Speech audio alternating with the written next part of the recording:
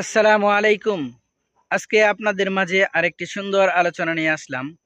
চমৎকার একটি বয়ান শুনে যাবেন, ইনশাআল্লাহ। আশা করি ভালো লাগবে। তুমি দুনিয়াতে আমাকে সঙ্গ দিবা, আমি কবরে হাসরে মিজানে পুলসিরাতে জান্নাতে তোমাকে সঙ্গ দিব। তুমি দুনিয়াতে আমাকে ভুলবা না, তোমার 70 বছরে আমি তোমাকে আমার জীবনভর তোমাকে মনে রাখবো। তুমি আমাকে ডাকবা তোমার জীবনে, আমি তোমাকে ডাকবো আমার জীবনে। তুমি আমাকে ডাকবা তোমার হায়াতে, আমি তোমাকে ডাকবো তোমার হায়াতে। হায়, তুমি আমার শুকর আদায় করবা, আমি জবাবে তোমার নেয়ামত বাড়িয়ে দিব। তুমি আমার জিকির করবা, আমি জবাবে তোমার জিকির করব। তুমি আমার ইস্তেগফার করবা, আমি জবাবে উম্মাতুকুম মাতান হাসানা, তোমার জীবনে যখন যা লাগে সব দিয়ে দিব। তুমি ঈমান বানাবা, আমল বানাবা।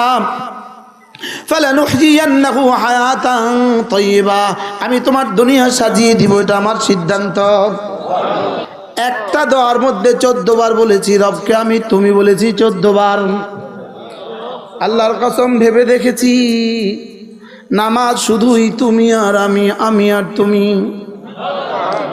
বলেন নামাজ কি? তুমি আর আমি, আমি আর তুমি। রব যেন বলেন তুমি আমাকে ভুলে যেও না, তুমি আমি, তুমি আমি। আমাকে তুমি বলবা তুমি দুনিয়াতে, আর আমি জান্নাতে তোমাকে তুমি বলবো। আমাকে দুনিয়াতে তুমি সঙ্গ দিবা, জান্নাতে আমি তোমাকে সঙ্গ দিব। ওয়া আন্নাল্লাহা লামাআল মুহসিনিন, ওয়া আন্নাল্লাহা লামাআল মুহসিনিন, ওয়া ইন্নাল্লাহা মা'আস সাবিরিন।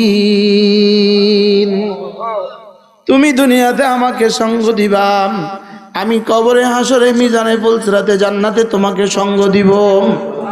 তুমি দুনিয়াতে আমাকে ভুলবা না, তোমার 70 বছরে আমি তোমাকে আমার জীবনভর তোমাকে মনে রাখবো।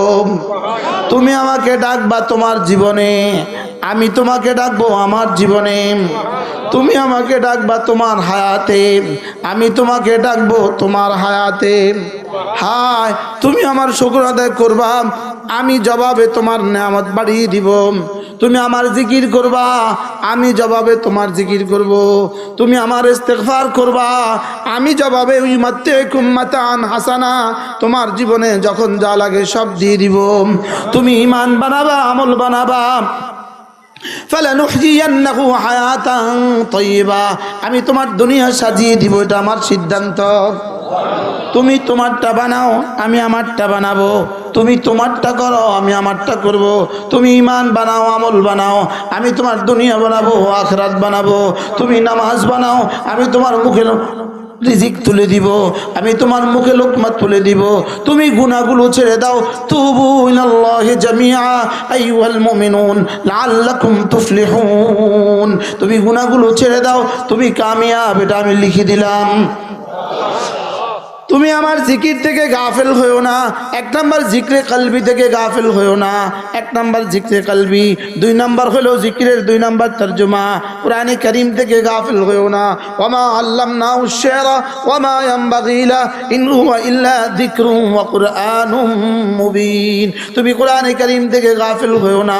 হায়, কোরআন তুমি পড়তে পারো না, এক্সকিউজ মি, মাফ করবেন, কাউকে নির্দিষ্ট করে বলি নাই।